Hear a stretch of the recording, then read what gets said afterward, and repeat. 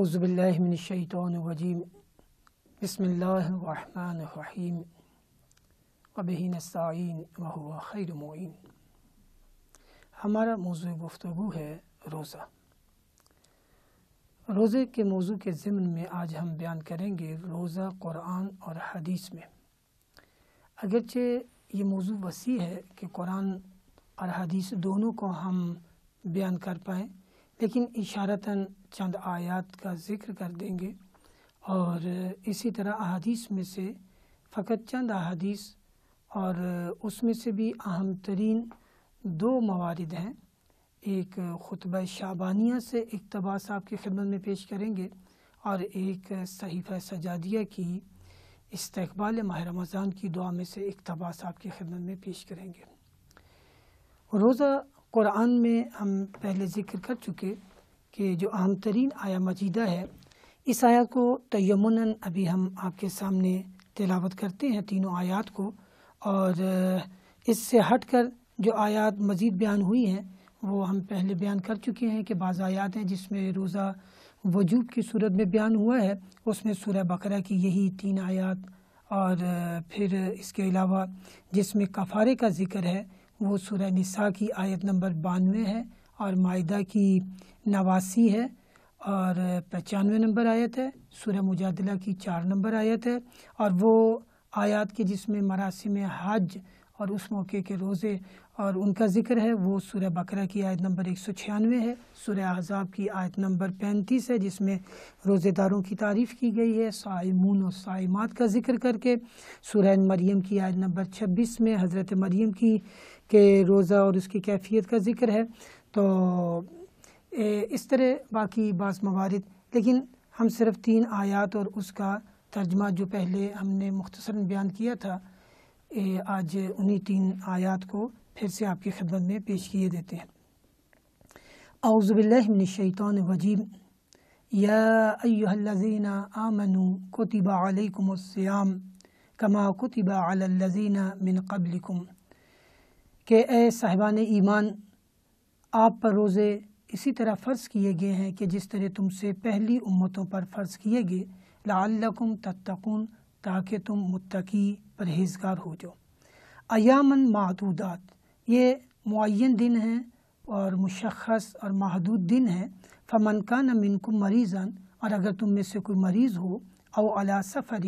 اور یا وہ مسافر ہو، تو فعدۃ من ایام اخر، تو اسے چاہیے کہ دیگر دنوں میں کہ جو ماہ رمضان سے ہٹ کر ہے، کہ جب اس کی بیماری ختم ہو جائے اور سفر ختم ہو جائے تو ان عام دنوں میں پھر وہ ان روزوں کی قضا دے۔ وعلی الذین یطیقونہ، اور جن کے لیے طاقت فرسا ہے، روزہ رکھنا مشکل ہے، وہ بزرگ ہو سکتے ہیں، مریض ہو سکتے ہیں، وہ بچے ہیں، دودھ پلاتی خواتین ہیں، یا دیگر کے جن کے لیے روزہ رکھنا طاقت فرسا ہو، مشکل ہو، تکلیف دہ ہو۔ فدیۃ طعام مسکین، ان کے لیے ضروری ہے کہ وہ مسکین کو، فقیر کو 1 مد طعام جو ہے وہ کفارے کے طور پر دیں، ایک روزے کے بدلے میں 1 مد طعام مسکین کو کھانا کھلائیں۔ فمن تطوع خیرا فہو خیر لہ، جو نیکی کے راستے پر آتا ہے، جو نیکی چاہتا ہے، خیر چاہتا ہے، اس کے لیے پاداش بھی اسی طرح، نتیجہ بھی اسی طرح، اس کے لیے نیکیاں ہی نیکیاں ہیں، بہتری ہی بہتری ہے، خدا اس کی نیکیوں میں اضافہ کرتا ہے۔ وَأَن تَصُومُوا خَيْرٌ لَكُمْ، اگر روزہ رکھو تو تمہارے لیے بہتر ہے۔ ان کنتم تعلمون، اگر تم صاحب علم ہو، علم رکھتے ہو، جان لو کہ روزہ رکھو تو تمہارے لیے بہتر ہے۔ شہر رمضان الذی انزل فیہ القرآن، یہ ماہ رمضان کے جس میں روزے فرض کیے گئے ہیں، اس کی فضیلتوں میں یہ ہے کہ اس ماہ میں اللہ تعالیٰ نے قرآن کو نازل فرمایا۔ ہدی للناس وبینات من الہدی والفرقان، وہ قرآن کے جو لوگوں کے لیے ہدایت، اور اس کی ہدایت بھی ایسی ہے کہ جو بین ہے، بہت واضح روشن آیات کے ساتھ، بہت ہی واضح روشن ہدایت کے ساتھ آیا ہے۔ ہدی للناس وبینات من الہدی والفرقان، وہ حق اور باطل، فرقان یعنی جو فرق قائم کر دے حق اور باطل کے درمیان، حق اور باطل کے درمیان فرق کرنے والا، ہدایت کرنے والا، واضح اور روشن احکام لانے والا۔ فمن شاہد منکم، اور جو کوئی تم میں سے اس ماہ کو پالے، فمن شاہد منکم الشہر فلیصمہ، تو اسے چاہیے کہ وہ روزہ رکھے۔ جو ماہ رمضان میں حیات ہے، زندہ ہے، اس ماہ کو پا لیتا ہے، تو اسے چاہیے کہ وہ اس مہینے کے روزے رکھے۔ ومن کان مریضا او علی سفر، یہ پھر دوبارہ سے تاکید کی جا رہی ہے، پہلے بھی کہا گیا، اب دوبارہ سے تاکید ہے کہ جو کوئی تم میں سے مریض ہے یا وہ مسافر ہے، فعدۃ من ایام اخر، تو اسے چاہیے کہ ان کو دوسرے دنوں میں اٹھا رکھے، اس کی قضا دے دوسرے دنوں میں۔ یرید اللہ بکم الیسر ولا یرید بکم العسر، اللہ آپ کے لیے آسانیاں چاہتا ہے، اللہ آپ کے لیے سختی نہیں چاہتا، اور یہ سارا نظام اللہ تعالیٰ نے یعنی انسانوں ہی کی بہتری اور آسانی کے لیے پیش کیا ہے۔ وَلِتُكْمِلُوا الْعِدَّةَ، چاہیے یہ کہ تم اس عدد کو پورا کرو کہ جو روزے بیماری کی وجہ سے چھوٹ گئے ہیں یا سفر کی وجہ سے چھوٹ گئے ہیں، اور جب صحت یاب ہو جاؤ، سفر ختم ہو جائے اور عام دنوں میں آ جاؤ، تو پھر اس کے عدد کو پورا کرو۔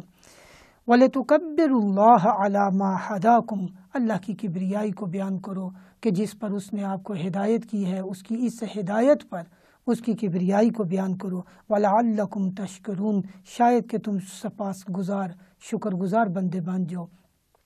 بس اس روزے کے نتیجے میں اور اس کی اطاعت کے نتیجے میں، اس کے اوپر عمل کرنے میں ہی اس کی کبریائی کا ذکر ہے اور اس کے اوپر عمل ہے۔ وَإِذَا سَأَلَكَ عِبَادِي عَنِّي فَإِنِّي قَرِيبٌ، اسی روزے کی آیات کے ساتھ دعا کی آیات کو جوڑا گیا ہے۔ فرمایا گیا ہے کہ جب میرے بندے تم سے سوال کرے میرے حبیب، جب میرے بندے تجھ سے سوال کرے میرے بارے میں، تو انہیں بتا دیجئے کہ فَإِنِّي قَرِيب، کہ میں ان کے قریب ہوں۔ اجیب دعوت الداعی، ماہ رمضان دعاؤں کا مہینہ ہے، تلاوت کلام پاک کا مہینہ ہے، تو جب آپ دعا کریں، اللہ کو پکاریں، تو وہ فرما رہا ہے کہ میں آپ کے قریب ہوں اور میں آپ کی دعاؤں کو پورا کرتا ہوں، اجابت کرتا ہوں، اس کا جواب دیتا ہوں۔ اجیب دعوت الداعی اذا دعانی، جب وہ آپ مجھے پکارتے ہیں، جب پکارنے والا مجھے پکارتا ہے تو میں اس کی پکار کا جواب دیتا ہوں۔ فلیستجیبوا لی، پس تم میری بات کو ایمان لے آؤ، میری بات کی استجابت کرو، اس کا جواب دو، تم بھی قبول کر لو میری بات کو۔ وَلْيُؤْمِنُوا بِي لَعَلَّهُمْ يَرْشُدُونَ، اور تمہیں چاہیے کہ تم بھی میرے پر ایمان لے آؤ، میرے پر ایمان لے آؤ، اس نظام پر جو بتایا جا رہا ہے، جو روزوں کی فرضیت کا ذکر کیا جا رہا ہے، اس سب کے اوپر ایمان لاؤ، تو شاید تم بھی رشد پا جاؤ، تم بھی سعادت مند ہو جاؤ، تم بھی سعادت کے راستوں پر آ جاؤ۔ اگلا حصہ جو ہے ہماری گفتگو کا ہے وہ ہے روزہ احادیث میں کیا ہے۔ احادیث میں سے سب سے معروف حدیث، جیسے ابھی قرآن میں بھی ہم نے پڑھا کہ اگر تم روزہ رکھو تو تمہارے لیے بہتر ہے، اور رسول اکرم صلی اللہ علیہ وسلم سے جو حدیث بہت معروف ہے، فرمایا گیا کہ سومو انتصحو، کہ روزہ رکھو تاکہ صحت مند ہو جاؤ۔ بعض لوگ سمجھتے ہیں کہ شاید روزہ رکھنے سے مریض ہو جائیں گے۔ آج کی سائنس اور میڈیکل ثابت کر رہی ہے کہ روزہ رکھنے سے بہت ساری بیماریوں کا علاج ہے، روزہ رکھنے سے انسان صحت مند ہو جاتا ہے۔ تو فرمایا سومو انتصحو، اور ایک جگہ پر عبارت ہے سومو تصحو، کہ روزہ رکھو تاکہ صحت مند ہو جاؤ۔ یا فرمایا الصوم جنۃ من النار، کہ روزہ جو ہے وہ جہنم کی آگ کے سامنے ڈھال ہے، جہنم کی آگ سے انسان کو بچا لیتا ہے۔ روزہ جب فرض ہوا تو رسول پاک صلی اللہ علیہ وسلم نے ایک خطبہ دیا کہ جس کو خطبہ شعبانیہ کہا جاتا ہے، کہ اسی ماہ شعبان کے آخر میں اور ماہ رمضان کے شروع ہونے سے پہلے مسلمانوں کو، مومنین کو اکٹھا کیا اور ان کے سامنے ایک خطبہ پیش کیا کہ جس میں ماہ رمضان المبارک کی فضیلتوں کا ذکر ہے۔ یہ خطبہ جو نقل ہوا ہے، یہ 8ویں امام علی ابن موسیٰ الرضا علیہ السلام نے اپنی جد سے، اور انہوں نے اپنی جد سے، اور یہاں تک کہ امام علی ابن ابی طالب علیہ السلام سے، اور امام نے براہ راست رسول اکرم صلی اللہ علیہ وآلہ وسلم سے اس کو بیان کیا ہے۔ فرمایا جا رہا ہے کہ ایھا الناس انہ قد اقبل الیکم شہر اللہ بالبرکہ والرحمہ والمغفرہ، کہ اے لوگو، ماہ رمضان آپ کی طرف آ رہا ہے، اور یہ وہ اللہ کا مہینہ ہے کہ جو برکتوں کے ساتھ آ رہا ہے، جو اپنی رحمتوں کے ساتھ آ رہا ہے، جو مغفرتیں لے کر آ رہا ہے۔ یہ وہ پاک مہینہ ہے کہ اللہ کا وہ مہینہ کہ جس میں اللہ میزبان ہے، اور مومن اور انسان ہم سب اس کی بارگاہ میں مہمان ہیں، وہ میزبان ہے ہمارا اور ہم اس کے مہمان ہیں۔ میں عربی عبارت کو چھوڑتے ہوئے صرف اس کی اردو کی چند جملے جو ہیں آپ کی خدمت میں پیش کرتا ہوں۔ فرمایا اس کی راتیں افضل ہیں، یہ عام راتوں جیسی راتیں نہیں ہیں، اس کے دن عام دنوں سے افضل ہیں، اس کے دن عام دنوں جیسے نہیں ہیں، اس کے لمحات عام لمحے نہیں ہیں، اس کے لمحات افضل ترین لمحات ہیں۔ آپ اس ماہ میں اللہ کے مہمان ہیں، آپ کی سانسیں تسبیح ہیں، آپ کا سونا عبادت ہے، اعمال مقبول ہیں اور دعائیں مستجاب ہیں۔ لہذا سچی نیت اور پاک دل کے ساتھ اس ماہ مبارک میں اللہ تعالیٰ سے تلاوت کلام پاک کی توفیق طلب کریں، تلاوت کلام پاک کریں۔ یہ قرآن کی بہار کا مہینہ ہے، قرآن کے نزول کا مہینہ ہے۔ آپ نے فرمایا بدبخت ہے وہ شخص جو اس ماہ میں بھی بخشش و مغفرت الہی سے محروم رہ جائے، کہ یہ مہینہ مغفرت کا مہینہ ہے، تو بدبخت ہے وہ شخص کہ جو اس ماہ میں اپنی مغفرت نہ کروا سکے۔ اس ماہ کی بھوک پیاس سے آخرت قیامت کی بھوک پیاس کو یاد کرو، ضرورت مندوں کو صدقہ دو۔ اس ماہ مبارک میں فرمایا گیا کہ جہنم کی آگ سے نجات کے لیے جتنا صدقہ دے سکو، اگرچہ ایک کھجور ہی کیوں نہ ہو، تو یہ بھی حدیث مبارکہ میں ہے کہ ایک کھجور ہی کیوں نہ ہو، ایک کھجور دے کر اپنے آپ کو اللہ کی طرف سے جو نافرمانی اللہ کی ہم نے کی ہے اور اس کے نتیجے میں جو آگ ہم نے بھڑکائی ہے، اس آگ کو ہم خاموش کر سکتے ہیں۔ فرمایا اے انسانوں، اے مومنوں، اے مسلمانوں، کیا کرو؟ بڑوں کا احترام کرو اس مہینے میں، چھوٹوں پر رحم کرو، صلہ رحمی کرو، زبان کنٹرول کرو، آنکھ کو حرام سے بچاؤ، کان کو حرام سننے سے بچاؤ، لوگوں کے یتیم بچوں پر رحم کرو تاکہ کل کو وہ تمہارے یتیموں سے محبت کرے۔ گناہ پر اللہ کے حضور توبہ کرو،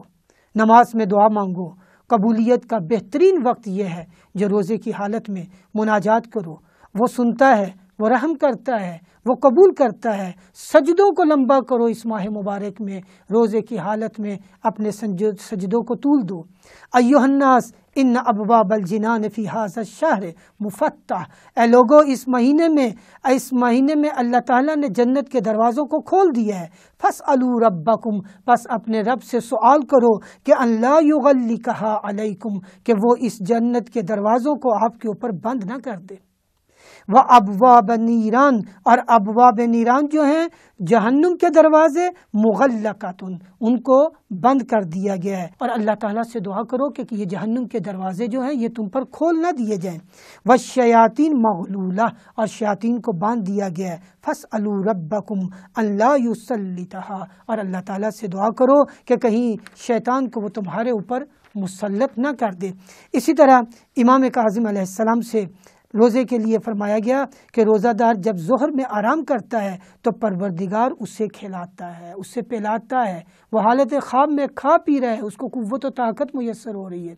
ہم نے عرض کیا کہ استقبال ماہ رمضان سے بھی چند جملے اقتباس ہم آپ کے سامنے پیش کرتے ہیں۔ صحیفہ سجادیہ کی یہ دعا ہے جس میں امام زین العابدین علیہ السلام یوں گویا ہے، فرما رہے ہیں شہر رمضان شہر الصیام شہر الاسلام شہر الطہور شہر التمہیز، یہ رمضان کا مہینہ، روزوں کا مہینہ، یہ اسلام کا مہینہ ہے، یہ تزکیہ و طہارت کا مہینہ ہے، یہ اپنے آپ کو آزادی دلانے کا مہینہ ہے۔ شہر القیام، یہ قیام کا مہینہ ہے۔ الذی انزل فیہ القرآن، کہ جس میں قرآن کو نازل کیا گیا ہے۔ بس حرام اور بیہودہ باتوں سے بچا لے پروردگار، تو ہمیں دعا کر رہے ہیں کہ پروردگارہ حرام نگاہ سے بچا لے، حرام کی طرف ہاتھ نہ بڑھے، قدم نہ بڑھے، ریاکاری شہرت پسندی سے پروردگارہ تو ہمیں بچا لے، شرک سے بچا لے، عبادت، تلاوت، نماز، واجبات کی ادائیگی کی تو ہمیں توفیق دے،